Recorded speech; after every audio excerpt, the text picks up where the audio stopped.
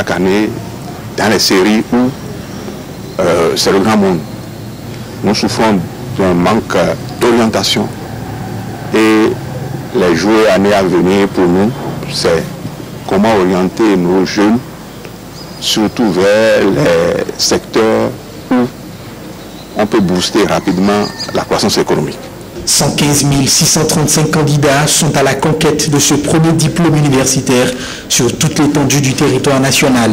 La session de juin 2016 revêt une particularité. La seule particularité, c'est qu'il y a un peu moins de candidats, bien que ce soit 115 000. C'est le record dans la sous-région. Le bac cette année, c'est le bac le plus facile. Pourquoi? Parce que c'est fait à l'image du candidat moyen. Donc il ne faut pas que les candidats aient peur de dire non. Ce n'est pas un concours, c'est juste un petit examen. La phase écrite du bac, c'est 72 heures d'explication, 6 épreuves pour près de 18 heures de composition.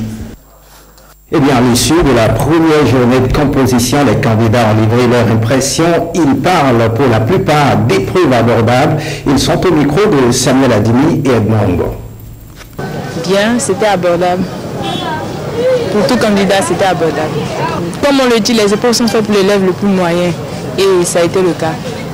Par la grâce de Dieu, les épreuves à venir, ça ira mieux. Pendant cette journée, je ne me plains pas trop. Les épreuves ne sont pas trop abordables ni trop faciles. Je me suis en sortie quand même. Aujourd'hui, comment vous trouvez dans l'ensemble les épreuves? C'était pas mal, c'était abordable, c'était bien. J'ai fait de mon mieux au niveau de deux épreuves. Comment ça va?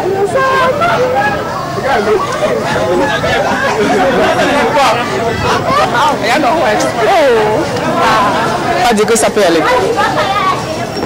Il y a d'autres qui n'ont pas fini, mais elle a dit, elle a essayé, elle a fini quand même. C'est la fin d'une première journée. Comment vous vous sentez là? Pas mal. Et pour le abordable. Bonsoir. Bonsoir. Comment vous allez? Ça va. C'est la fin d'une première journée. Oui. Comment vous vous sentez là? Ça va. Les épreuves sont abordables. Vous êtes candidate dans quel pays? Série D.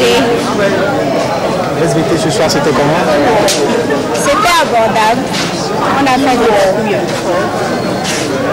C'est bien passé, c'était pas mal. Les cours étaient abordables, SVT. Dans quel état d'esprit vous allez affronter les mathématiques demain? Ça va, moi j'aime les maths. Ça va aller pour moi. Pour moi, ça va aller. Et vous? Dans quel état d'esprit vous affrontez les mathématiques demain? Positivement, il n'y a pas de peur. Tout va bien se passer demain. Il y a la confiance. Quittons à présent les centres d'examen pour parler de ce mouvement d'humeur. Sitting au Trésor public ce lundi matin, les agents protestent contre le relèvement par le ministre de tutelle de 2 assistants financiers aux ambassades du Bénin à Paris et à Berlin. Mais le ministre a apporté des clarifications. Mathieu Sokerou, Jérôme Mongo. Les agents du Trésor sont en assemblée générale extraordinaire après un sit-in ce lundi matin. Ils manifestent contre le relèvement de 2 de leurs collègues attachés financiers aux ambassades du Bénin à Paris et à Berlin. L'AF a réclamé quand même des heures de mission à l'ambassadeur Adnan Bousso, qui au mois de janvier a effectué une mission ici à Cotonou. Bon, l'ambassadeur ne lui a pas donné les heures de mission. Bon, il a réclamé quand même une réquisition, puisque la dépense, pour qu'elle puisse être effectuée, il faut qu'il puisse avoir des pièces justificatives. Donc l'ambassadeur lui a promis de lui donner, mais chaque jour il remettait au lendemain. Donc vu que la mission de dire quand même s'apprêtait à aller, il fallait que lui soit à jour quand même au niveau de sa comptabilité. En temps, le ministre des Finances s'est rendu à Paris. Bon, le ministre des Finances a été informé de la situation et il a ordonné quand même à notre collègue de l'établir le salaire, quitte à ce que plus tard la situation puisse être résolue. Donc ce qui n'a pas été fait jusqu'à ce jour. Le ministre des Finances, à sa dernière conférence de presse à Cotonou, clarifie la situation. Lors de la visite, je lui ai dit, je l'ai instruit de rétablir ce qu'il a fait, de payer les salaires des personnes et de faire les mesures, d'écrire aux personnes, de justifier les dépenses. Et je lui ai surtout conseillé de se référer à son autorité. Et quand je suis rentré, j'ai pris aucune mesure. Les jours sont passés, les semaines sont passées, et des attitudes ciblées se sont poursuivies. Et le ministre des Affaires étrangères a continué à se plaindre. Des plaintes confirmées par son cabinet. Personne n'est informé, il n'a même pas eu un petit mot Le seul mot qu'il a eu, c'est que l'attaché financier a envoyé un SMS à l'ambassadeur pour lui dire « Je saisis votre salaire ». Il n'a rien d'administratif. Et nous, étant donné qu'on est garant de la sécurité des finances publiques, il fallait prendre des décisions et c'est ce que le ministre des Finances a fait. Pendant le mouvement, les manifestants ont pu rencontrer le ministre. Il n'est pas prêt à rapporter ses arrêtés. Quelqu'un qui met à risque les deniers publics, qui ne suit pas les instructions, on le rappelle, il a des compétences. On le mettra à faire d'autres choses, mais il ne restera pas en poste. Je l'ai dit aux syndicalistes, ce n'est pas négociable. La situation est la même pour l'attaché financier de l'ambassade à Berlin. Les agents du Trésor disent vouloir aller en grève sans service minimum dès ce mercredi. Eh bien, le ministre de l'économie et des finances était à Bruxelles, la capitale belge, il y a quelques jours. Riyad Wahdahi est allé prendre contact avec les autorités de l'Union européenne. Le point de cette visite à Bruxelles avec l'Argentine nationale et l'ambassadeur de l'Union européenne au Bénin. On les écoute. Pour le ministre, ça a été l'occasion de connaître les interlocuteurs au niveau de Bruxelles.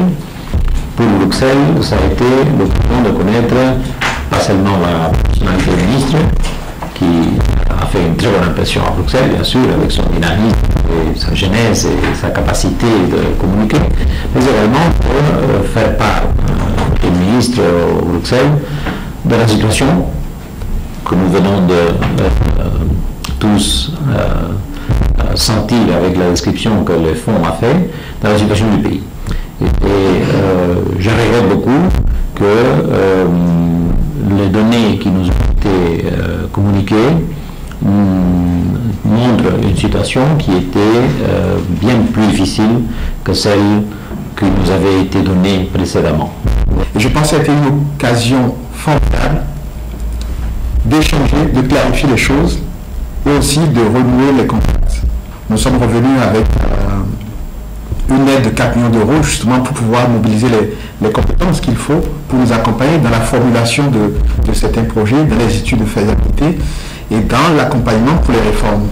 Nous avons demandé et obtenu qu'une mission de l'Union européenne arrive très vite pour qu'on pose les bases des actions pour que le programme numéro 11 du FED, qui je rappelle qui est d'un montant de 372 millions d'euros et qui aujourd'hui, à cause de l'inconséquence de ce qu'on a pu faire par le passé, se trouve gelé, qu'on fait de bonnes choses maintenant pour que le programme démarre, parce que nous avons accusé énormément de retard.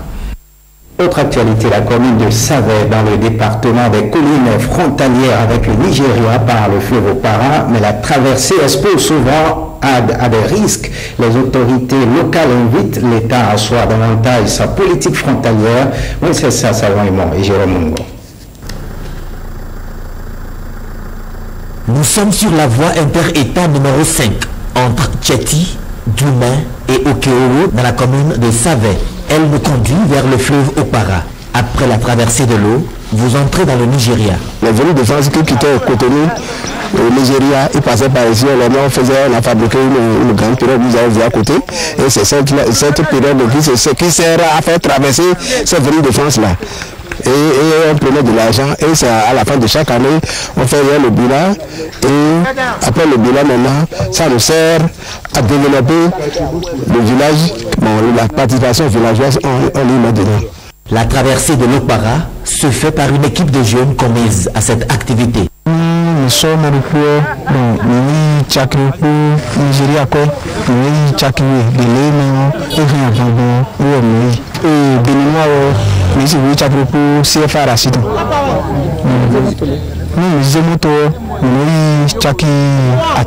Avec des moyens rudimentaires, cette traversée vers le Nigeria expose souvent à d'énormes risques.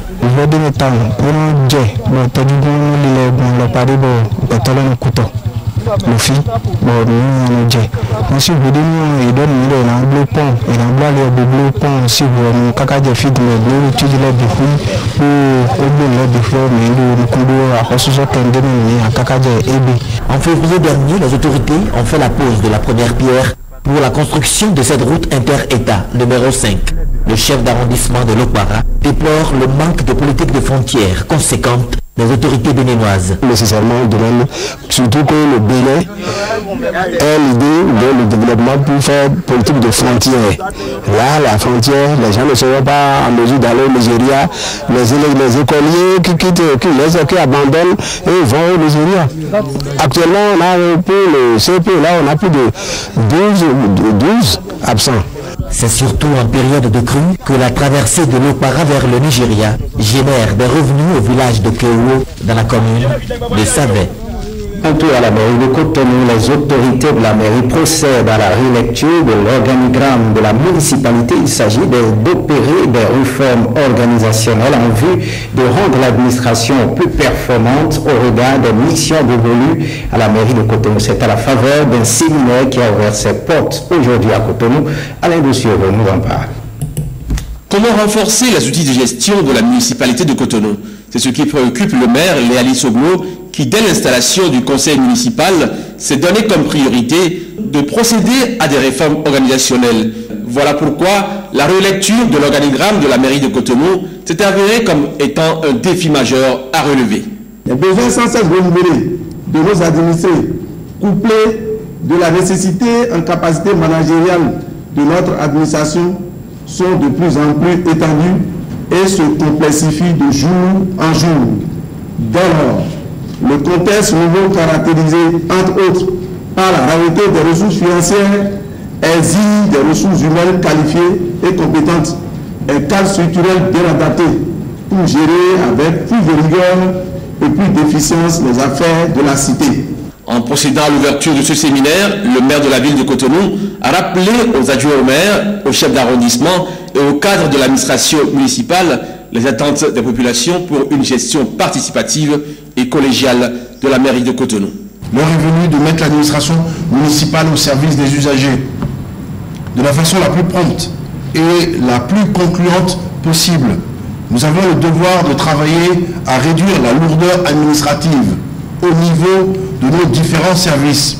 Pour ce faire, nous devons d'œuvrer dès maintenant dans le sens d'une définition claire et sans équivoque des missions et tâches assignées à chaque membre ou agent de notre administration. Les travaux de ce séminaire municipal sur la réorganisation des services municipaux de la ville de Cotonou offriront l'occasion aux participants d'examiner le rapport de mission des consultants qui ont réalisé des études prospectives des outils de gestion de la mairie de Cotonou. Parlons littérature, la rupture avec la colonie, une obligation pour la paix et la prévention des conflits en Afrique. L'auteur de l'ouvrage appelle les dirigeants à prendre leurs responsabilités à travers un système basé sur les projets agricoles. La microfinance, écoutons l'auteur de l'ouvrage au micro de Awa Chérif et Bénédicte Posso. Les pays africains étaient indépendants à partir de 1960. Mais après 50 ans, on voit que c'est la même chose qui continue. Il n'y a pas de changement. Alors, j'ai pensé qu'il faut vraiment faire le bilan. Et c'est à la suite de ce bilan que j'ai écrit le livre « La rupture avec la colonité ». La colonité, c'est semblable à l'esclavité. La colonité, c'est que malgré le départ du colon, les mêmes lois restent valables chez nous. Et il y a des gens qui sont pour aussi, comme avec la colonité, ils maintiennent les mêmes lois qui nous asservissent depuis la colonisation. Pour donner un exemple, vous prenez le cas du Bénin et des pays francophones. En 1949, il a été décidé que les colonies francophones produisent le coton, la matière première, pour les industries françaises. Donc ils ont fait des lois de 1949. Aussi incroyable que ça puisse paraître, ces mêmes lois continuent toujours d'être valables au Bénin. Ainsi, le Bénin produit le coton, les matières premières, exporte dans les pays industriels.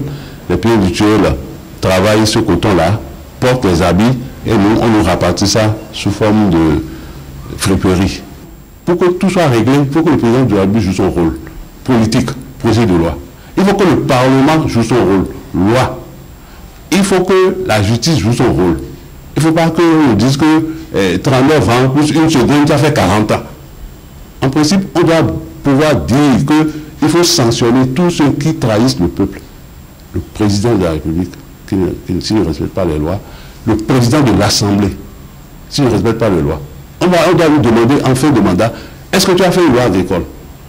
Est-ce que tu as fait une loi industrielle? Quelle loi de production tu as fait?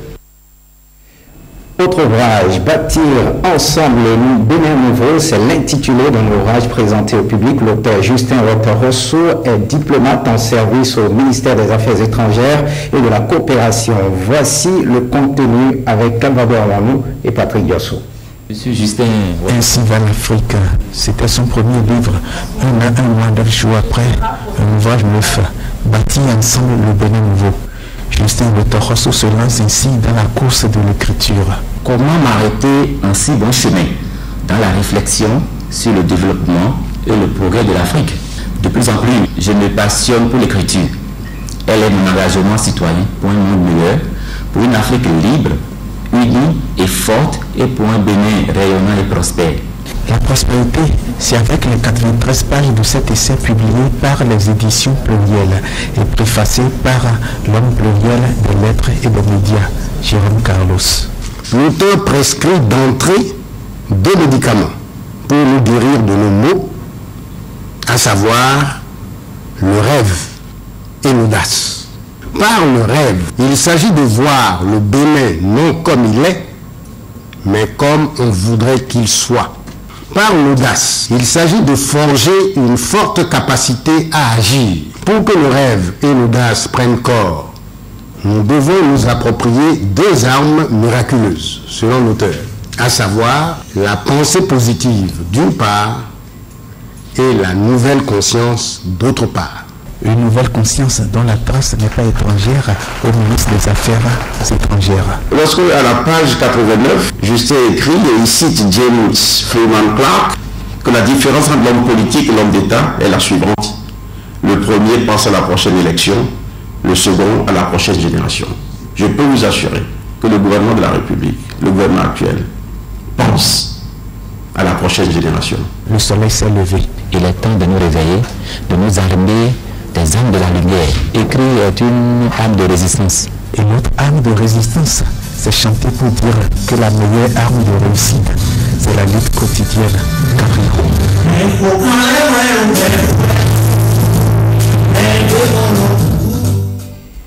Et on part pour l'université d'Abomey-Calavi. Innocent Dandji a présenté et défendu ce lundi sa thèse à l'école doctorale pluridisciplinaire de l'université d'Abomey-Calavi. Les travaux ont porté sur le thème pratique de la planification familiale, élément d'une bonne gestion de la santé reproductive en milieu marié de Savalou, Pétroni Lekoso, Aurélie Soton.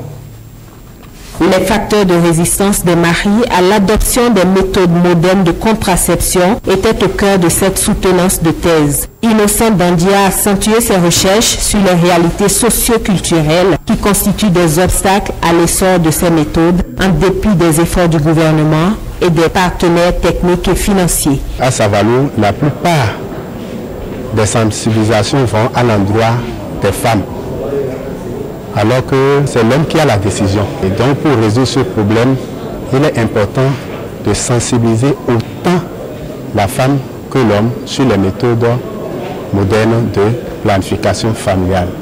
Également, il y a les obstacles liés à l'organisation sociale et aussi à l'organisation sanitaire.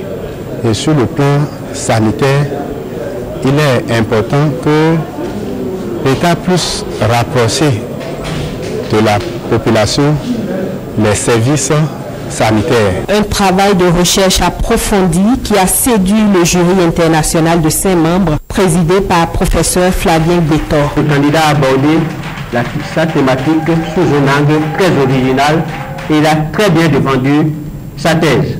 Le jury l'a déclaré digne du docteur de l'université d'Abomey-Calavi en sociologie-anthropologie dans l'option sociologie du développement, avec la mention très honorable à l'unanimité du jury. La thématique développée sous un angle assez original débouche sur des recommandations visant à améliorer le taux d'utilisation des méthodes modernes de contraception chez les maris de Savalou.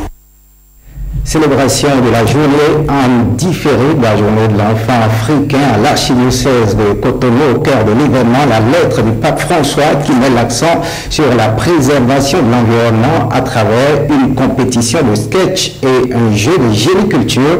Les enfants ont été sensibilisés sur les méfaits de la pollution. Bénédicte Porceau, Jean-Claude James. Ils sont de l'enfance missionnaire et dénoncent un problème environnemental, la pollution. Sur la ligne de départ, les paroisses Saint-Mathieu de Pondéou, Saint-Antoine de Padoue de Huegbo, Bon Pasteur de Cotonou, Saint-Paul de Tambo et Marie-Madeleine de Décamé qui se retrouvent à l'arrivée en tête. Nous avons voulu nous préoccuper de la question de l'environnement. Parce que cela fait un an, jour pour jour, aujourd'hui, que le pape François a fait sortir une encyclique sur cette thématique. Si pour ces enfants, la préservation de l'environnement est un devoir, ils ont déjà une idée de comment y arriver. C'est un devoir pour entretenir notre environnement. Nous devons respecter l'environnement car c'est Dieu qui l'a créé. Nous pouvons développer des formes d'énergie renouvelables et peu polluantes. On peut organiser des séances de salubrité, par exemple, faire des sensibilisations. Le travail qu'ils viennent de faire, ce travail va être retenu, corrigé, travaillé pour être publié dans des fascicules que nous allons bientôt éditer. Et au-delà de cela, nous pensons faire réaliser, tourner des films à partir du travail qu'ils viennent de faire. La JEA 2016, c'est aussi le jeu génie de la culture écologique. Cette édition est célébrée avec le lancement du premier album de l'enfance missionnaire pour marquer sa 20e bougie. Nous avons voulu ce CD, cet album, pour que, en chantant l'enfance missionnaire ait plus de visibilité, surtout auprès des parents, pour que beaucoup de parents y adhèrent et y amènent leurs enfants. Mais en même temps, ce sont des chants qui vont aider dans le rassemblement des enfants. Par exemple, notre pèlerinage annuel rassemble jusqu'à 10 000 enfants. Comme prix, il s'agit de matériel de sonorisation destiné aux paroisses qui ont compéti. Un regard dans les coulisses de l'ERTB, dernier épisode de la série Hommes de l'ombre, un épisode où on voit réunir les techniciens de l'ERTB durant une soirée de gala au résidence Céline Hôtel de Figeresset à Cotonou le samedi dernier, dénommé Pose détente des Hommes de l'ombre. La rencontre festive a lancé le creuset technique unie, technique compétitive. Jules Apec ou Patrick Yossou. Les Hommes de l'ombre mettent le doigt sur la pause pour faire avec les douaniennes et douaniers le diagnostic du passé, les statistiques du présent et les pronostics du futur. Les Hommes de l'ombre mettent le pied sur le frein pour faire une pause photo ou une pause caméra en singleton, en duo ou carrément en couple. Les Hommes de l'ombre, les voilà, les voici, sortis de l'ombre avec sur les lèvres des lébets la poésie détente. Vous êtes les hommes de l'ombre et vivez dans la pénombre. On n'est souvent pas compris au service. Parce qu'on a des tempéraments différents. On n'est souvent pas compris à la maison. Parce que l'ORTB nous prend tout notre temps. Pourquoi ne pourrons-nous pas être solidaires? Et pour que ça se passe bien au boulot, il faut que ça se passe aussi bien à la maison. Donc d'un côté comme de l'autre, nous avons intérêt à mettre du nôtre pour que ça aille bien et que notre morale ne soit pas sapée. Oubliez de la maladie et la souffrance, on entend parler de vous que le jour de votre mort. Notre vœu le plus ardent est de voir la technique unie et compétitive. Nous sommes convaincus que le creuset qui va naître de cette soirée pourra nous aider à trouver des solutions à nos différents problèmes. Vous êtes des hommes de l'ombre et vivez dans la pénombre. Grand est votre nombre. L'ORTB doit rester un pour que demain nous soyons plus forts. La direction générale fera en sorte d'accorder plus d'attention aux hommes de l'ombre. Que ça ne soit pas une première et une dernière. Parce que, hommes de l'ombre, sans nous en réalité, il n'y a pas de télévision, il n'y a pas radio. Vous êtes les hommes de l'ombre et méritez le respect du peuple. Du repos au repas, il n'y a qu'un seul pas, vite franchi par ces magiciens du son et de l'image. En raison de cette même ambiance, les étudiants de la faculté des sciences de la santé sont en fête. Ils organisent depuis ce lundi leur journée culturelle. Plusieurs manifestations sont prévues pour meubler les 5 jours de réjouissance, dont une séance de don de sang. Credo Gangpa est membre du comité d'organisation. L'organisation d'une cérémonie ou d'une séance de don de sang est dans le but de venir en aide aux femmes enceintes et aux enfants. Parce que nous avons remarqué que dans nos hôpitaux, il y a beaucoup de gens, juste pour un problème de sang, une poche de sang, ces gens peuvent perdre la vie. Et nous, étudiants en sciences de la santé, tous ensemble, même si nous sommes des paramédicaux et aussi des agents de santé, nous voulons tout faire quand même pour venir en aide à ces personnes-là. Quand même, un simple geste, quelques poches de sang, donner du sang, c'est sauver une vie. Et d'autres activités de la semaine, nous avons des conférences débats sur des thèmes de santé. Par exemple, le jeudi, à la faculté des sciences de la santé, il y aura une conférence sur la lombalgie chronique et l'hygiène du dos. Vous n'êtes pas sans savoir qu'il y a beaucoup de femmes aujourd'hui, beaucoup d'hommes qui se plaignent des douleurs au dos, au bas du dos. Nous sommes au total 6 écoles. Il y a la médecine, l'école des assistants sociaux, l'école de kinésithérapie, l'école de pharmacie, l'école de dentostomatologie et l'école de nutrition sans oublier. Donc, dans la semaine, nous avons prévu aussi organiser un téléthon en vue de venir en aide aux personnes handicapées. Le téléthon est lancé aujourd'hui et va se clôturer à la soirée culturelle, qui est l'un des grands événements encore de la semaine, soirée culturelle Miss FSS 2016. Dernier sujet de cette édition, quelques semaines après la mort de Mohamed Ali, la Fédération béninoise de boxe lui a rendu un hommage à la place du souvenir en posant ce statut. Elle vise à susciter la pratique du noble art chez les gamins. Hugues Zissouzono.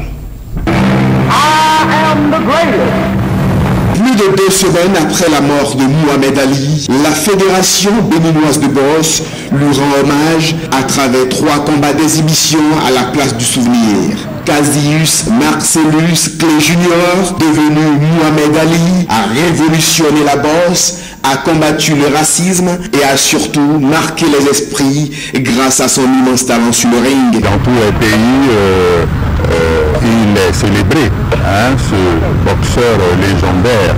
Et au Bénin, c'est la manière de la Fédération béninoise de boxe de célébrer également, donc de rendre hommage à cette icône de la boxe internationale. Nous avons estimé que rendre un hommage mérité à une figure emblématique de la boxe mondiale ici chez nous au Bénin, c'est une manière de susciter d'autres engouements chez les jeunes enfants qui ont envie de pratiquer la boxe. C'est vrai, sur le plan local, on en a connu des noms comme Soweto, et on doit pouvoir associer ce nom Mohamed Ali pour amener la jeunesse à pratiquer ce noble art qu'est la boxe. L'histoire du plus grand boxeur de tous les temps pourrait susciter la pratique du noble art chez les plus jeunes. Faites ce journal, merci de l'avoir suivi. Retrouvez cette édition sur le site de l'ORTB, www.ortb.bj. Merci de votre fidélité. Bonne suite des programmes sur l'ORTB.